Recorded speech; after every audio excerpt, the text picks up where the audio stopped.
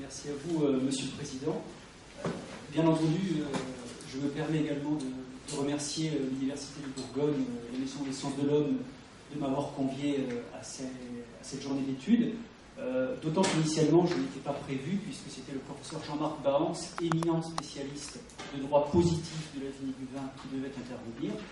Il m'a néanmoins prié de le remplacer, et je vais essayer justement de vous faire part un petit peu de mes connaissances et sur l'évolution du contexte juridique vitivinicole dans lequel les appellations d'origine ont pu se développer, on va dire, à partir des années 50, essentiellement. Alors, l'objectif de mon intervention, vous l'aurez compris, est sensiblement différent de celui de la plupart des interventions qu'on a pu entendre hier, puisque je ne vais pas vous parler à proprement dire de l'INAO ou des AOC, mais du contexte juridique général dans lequel ces monuments de notre droit vitivinicole ont pu évoluer. Ce contexte donc sera dédié au droit du vin, même si hier nous avons parlé de la filière agroalimentaire en général également, car c'est tout simplement grâce au vin, vous le savez, que la notion juridique d'appellation d'origine est apparue en France initialement et s'est ensuite développée via le droit communautaire avant de s'appliquer donc à l'ensemble des produits. La saine compréhension de l'arsenal législatif et surtout réglementaire relatif à la protection de la qualité vinicole sur l'ensemble du XXe siècle ne peut se faire qu'à l'aune des dispositions qui ont été prises dans le même temps en matière de régulation du marché. Car il y a une certitude en la matière, c'est que si la protection de la qualité en matière vinicole passe par la systématisation de la protection de l'origine géographique, eh bien, elle ne peut se faire en amont comme en aval que par un contrôle strict de la quantité des vins de consommation courante, c'est-à-dire les futurs vins de table, désormais vins sans indication géographique. Alors, historiquement, en effet, c'est en luttant contre l'anarchie vitivinicole que les pouvoirs publics en France ont réussi à préserver le bel édifice représenté par les appellations d'origine. C'est notamment en définissant juridiquement le vin, je vous le rappelle par la célèbre loi Griffe du 14 août 1889, et c'est en luttant contre les tromperies ou les falsifications via la non moins célèbre loi de 1905 que le législateur a réussi à circonscrire l'essence de ce qui fait le vin naturel. De là la possibilité de mettre en valeur, dans un second temps, l'originalité des vins de France à travers leur qualité substantielle garantie par l'AOC en 1935. Les années 30, comme l'ensemble de la seconde moitié du XXe siècle, sont quant à elles celles de la recherche permanente d'un ajustement de l'offre à la demande. La surproduction est en effet devenue, à partir des années 1900, vous le savez, le fléau de la viticulture française, depuis sa reconstitution après le désastre phylloxéraque. Le statut de la viticulture, dont nous avons déjà parlé hier, qui était mis en place entre 1931 et 1935, et qui sera, je le rappelle, codifié en 1936, est à son tour un élément de l'édifice tendant à préserver la qualité vinicole, parce qu'il permet de rétablir un équilibre dans la production de la qualité moindre que celle inscrite dans les AOC à proprement parler. Je pourrais faire de la provocation et dire que tout a été dit dans les années 30. Bien entendu, je ne le ferai pas. Le statut de la viticulture met en effet en place les instruments juridiques et économiques que nous connaissons encore aujourd'hui et qui seront repris par le droit communautaire. Pour autant, le système ainsi mis en place durant l'entre-deux-guerres va être affecté durant les années 50-60 par la France, avant que les dispositions communautaires ne prennent le relais à partir des années 70. Lorsque François Ronsin m'a proposé d'intervenir, évidemment, il m'a dit « vous aurez 15-20 minutes pour énoncer vos propos », je me suis vite rendu compte que c'était une gageure. Vous aurez donc compris que je vais me contenter de quelques exemples permettant d'illustrer mes propos afin de donner donc une évolution générale de l'ensemble. Il n'en demeure pas moins que le contexte dans lequel les AOC ont vu le jour et se sont développés pourra s'apprécier dans un premier temps par, le prisme de la gestion du potentiel productif à proprement parler, et puis dans un second temps, de manière plus rapide, je m'appesantirai sur, finalement, l'apparition de quelques catégories juridiques de vins qui ont pu s'épanouir à côté des vins d'AOC à proprement parler. La gestion du potentiel vitivinicole. Alors, comme je l'ai dit, il n'est pas possible de comprendre la réglementation française et communautaire contemporaine sans faire une incursion autour du statut de la viticulture, même si Jean-Marc Bailleul en a parlé hier. Il s'agissait à l'époque de mettre en place un prix social du vin. Ça, c'est très important, il faut l'avoir à l'esprit. Et dans le dessein de réaliser une restriction de la production, 4 grandes séries de mesures sont prises et se sont combinées. Les redevances imposées au haut rendement et aux récoltes importantes, nous aurons l'occasion d'en reparler tout à l'heure, la limitation des plantations, bien entendu, l'arrachage volontaire ou forcé des plants, et puis la prohibition de certains cépages. Le marché, quant à lui, tend à être équilibré par la mise en place d'autres moyens, tels que le blocage à la propriété, tels que la distillation obligatoire d'une fraction de la récolte afin de résorber les excédents, bien entendu, et puis aussi l'échelonnement des sorties de la propriété durant la campagne afin d'empêcher l'effondrement des cours au-dessous des coûts de production. Alors ce bel édifice, éminemment teinté du malthusianisme économique, n'aplanit pas pour autant toutes les difficultés. En effet, le blocage destiné à reporter les surplus sur la campagne suivante entraîne la constitution de stocks très importants, sans compter que le recours à la distillation obligatoire encombre de l'autre côté le marché de l'alcool. Et donc, tout comme le conflit de 14-18, la Seconde Guerre mondiale, et Christophe Lucan hier l'a montré, le second conflit mondial va provoquer un assainissement du marché des vins en raison d'une baisse brutale de la production métropolitaine, mais aussi algérienne, vous le savez. En fait, entre 1940 et 1944, la situation de pénurie fait que la plupart des dispositions du statut de la viticulture sont abandonnées au profit de mesures destinées à assurer le ravitaillement de la population, et on va même inverser certaines tendances en supprimant les mesures restrictives en matière d'irrigation, par exemple, ou encore en matière de cépages interdits ou de plantation. Toutefois, le décret du 6 septembre 1949 abrogera la plupart de ces mesures de circonstance. Pourtant, vous le savez, les démons de la surproduction vont réapparaître très rapidement dès les années 50. Aussi, une loi du 11 juillet 1953 sur le redressement économique et financier va-t-elle donner au président du Conseil des pouvoirs spéciaux afin de prendre le célèbre décret-loi du 30 septembre 1953, mettant en place ce que l'on peut appeler une véritable charte de l'économie vitivinicole, et cette charte va être destinée à orienter la production et à assainir à terme le marché du vin. Alors, dans ce décret-loi, bien entendu, les rendements importants sont encore plus frappés. Nous le reverrons dans la communication ultérieure. Des blocages prévisionnels sont également prévus à la propriété. Ils sont suivis également de blocages définitifs, éventuellement. Une distillation obligatoire d'une partie des quantités bloquées est également prévue.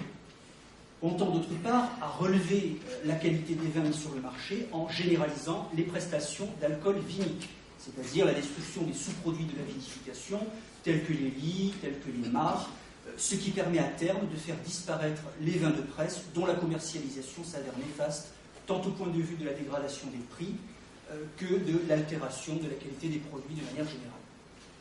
On élève également le degré minimum des vins de consommation courante, bien entendu des vins légaux, loyaux et marchands. Surtout, l'article 23 du décret-loi prévoit la coordination et l'orientation de la production des vins de consommation courante par le biais de l'Institut des vins de consommation courante, le futur ONIVIT de 1976, futur ONIVIN de 1983, avant de disparaître, vous le savez, dans le cadre de Vinifond. L'Institut des vins de consommation courante veille à l'application des prescriptions gouvernementales. Il veille à la surveillance des plantations, à la surveillance des arrachages. Il veille également à la détermination des cépages recommandés, autorisés ou prohibés. Et surtout, je cite, il établit un recensement général du vignoble. C'est-à-dire le classement des terroirs en régions qualifiées pour la viticulture, mais aussi en régions de reconversion. C'est-à-dire des régions dans lesquelles on va envisager, je cite, la possibilité de substituer à la vigne des cultures plus rentables économiquement. On vise également la détermination de cépages recommandés, autorisés et tolérés temporairement, voire prohibés, bien entendu. Surtout, le décret-loi prévoit la mise en place d'un cadastre, viticole. Ce cadastre doit permettre au pouvoir public de s'informer et de connaître le plus minutieusement possible le vignoble. Si certains vignobles étaient alors bien connus, et déjà depuis le XIXe siècle, je pense au Val-de-Loire, je pense à la Bourgogne, eh bien, la connaissance du vignoble français demeurait néanmoins fragmentaire, elle demeurait trop imprécise, malgré une diversité des sources impressionnantes. Je vous rappelle que depuis 1907 existe la déclaration de récolte et de stock. Je vous rappelle qu'existent également des enquêtes par sondage, notamment en Languedoc-Roussillon, qui étaient très importantes depuis le début du XXe siècle. Finalement, sortir de la guerre, malgré aussi les monographies, les monographies sont très importantes à cette époque-là, notamment Julien, la topographie de tous les vignobles connus, ou Jules Biot également, qui avait été créé à l'époque. Bien, au sortir de la guerre, les structures quantitatives et qualitatives, telles que l'âge, telles que les cépages ou les distances de plantation, eh bien, ces structures sont loin d'être satisfaisantes en raison notamment d'erreurs d'appréciation, en raison des producteurs eux-mêmes dans leurs déclarations. Une grande enquête est alors menée dans tout le vignoble français à cette époque-là, qui pousse environ 12 000 enquêteurs à intervenir sur près de 21 000 communes et 79 départements, ce qui est très important pour l'époque bien entendu, et les réponses sont données par les viticulteurs afin d'élaborer des fascicules départementaux. Ces fascicules vont préciser l'importance du potentiel viticole, le nombre d'exploitations, le nombre de parcelles, les superficies, les droits de plantation, etc. Et on fixe également la répartition des exploitations selon les modes de faire valoir. Cela est très important. On regarde également l'implantation géographique du vignoble, les aires de production, la structure selon les vignes, et puis l'encépagement dans le détail. Ce vaste ensemble va permettre in fine d'influer grandement sur la politique viticole française, puisqu'un classement des terroirs en vue d'une implantation rationnelle des vignobles apparaît finalement, ainsi qu'une réduction du vignoble qui va devenir possible afin de mettre en œuvre une politique de la qualité à plus long terme. Eh bien, ce modèle qui s'est mis en place donc, au début des années 50 va influer largement sur le droit communautaire, vous le savez. Le règlement CE du 4 avril 1962 disposait déjà, quant à lui, l'objectif d'un cadastre. Il fallait réunir de nombreuses données, telles que la superficie totale cultivée en vigne, les modes de faire valoir, etc. Une mise à jour annuelle était également prévue dans le sein de ce règlement. Et donc vous voyez que l'édifice contraignant, très contraignant, qui a été mis en place à cette époque-là, eh bien, dans le cadre de la politique agricole commune qui se mettait en place également, va être adouci peu à peu dans le cadre des années 60, puisqu'il faut se préparer justement à l'entrée de la France dans l'espace communautaire. Alors les bases de la future réglementation vitivinicole européenne sont jetées, vous le savez, par le TCE du 4 avril 1962 qui porte un établissement graduel de l'organisation commune de marché. Alors il s'agit bien entendu d'atteindre les objectifs de l'article 33 du TCE. Je vous cite les considérants puisqu'ils sont importants. La production vitivinicole constitue un élément important du revenu agricole et l'organisation commune doit tendre à une stabilisation des marchés et des prix par une adaptation des ressources aux besoins, adaptation fondée notamment sur une politique de qualité. Alors, dans l'attente du démarrage effectif de la communauté, il est mis en place une période de transition. Une période de transition jusqu'au 28 avril 1970, et pendant ce temps, la France adopte une réglementation beaucoup plus souple que la précédente, en mettant en place des systèmes non plus forcément coercitifs ou d'assistance, mais des systèmes beaucoup plus incitatifs, tels que le système des prix directeurs, avec des prix d'objectifs, des prix indicatifs, des prix d'intervention, afin d'orienter au mieux l'offre à la demande. Alors l'OCM de 1970 est la véritable loi cadre, on va dire, du droit communautaire. C'est un compromis entre les diverses conceptions au sein de la communauté. On va définir les notions essentielles, on met en place les principaux mécanismes, finalement on établit les règles du jeu communautaire. Alors je ne m'attarderai pas sur cet OCM, puisque le temps m'est imparti. Néanmoins, il faut savoir que l'orientation libérale va au contraire décliner sur le modèle français finalement et devenir de plus en plus coercitive, notamment en 1976. Le règlement CE du 17 mai 1976 va chercher à adapter le potentiel viticole aux besoins du marché. On va prévoir notamment le blocage de nouvelles plantations. Un deuxième décret du même jour va prévoir l'octroi de primes de reconversion. Je vous le rappelle, si vous ne vous en rappelez pas, que le Languedoc ou les Charentes sont particulièrement visés à cette époque-là, puisqu'on prévoit des mesures relatives au programme d'accélération de la restructuration de la viticulture ou de reconversion de certaines superficies plantées dans ces régions-là.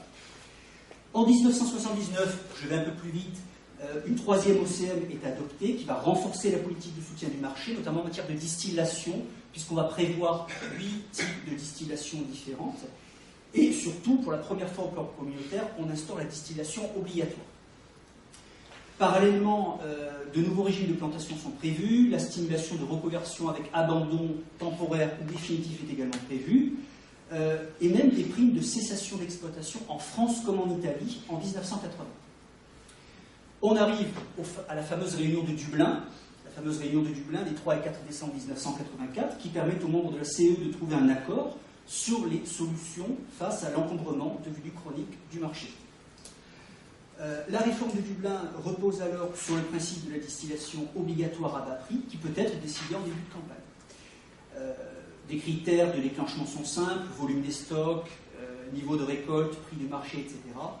Bien entendu, tout cela dans le contexte de l'adhésion future de l'Espagne et du Portugal. Je vous passe les détails. En 1987, le casier viticole communautaire est mis au point, futur casier viticole informatisé, et jusqu'aux années 90. Donc, on va avoir des périodes finalement de régulation de la production. Les quantités vont être un petit peu moindres. Néanmoins, vous le savez, les futurs OCM, notamment de 99, vont revenir sur les principes que j'ai évoqués. Je conclurai très rapidement, parce qu'il y a beaucoup trop de choses à dire, bien entendu, sur la distinction entre les vins de table et les VDQS. Je m'arrêterai là, ce sera très rapide. Les vins délimités de qualité supérieure ont été mis en place pour faire échapper certaines vins de qualité aux règles de contingentement dont j'ai pu parler dans le cadre du statut de la viticulture. Cette catégorie a été mise en place en 1949 dans le cadre du CNAO.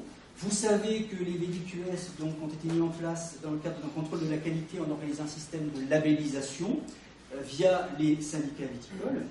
Un décret de 1960 donnera les conditions devant être appréciées par le syndicat des viticulteurs afin de mettre en place ces VDQS.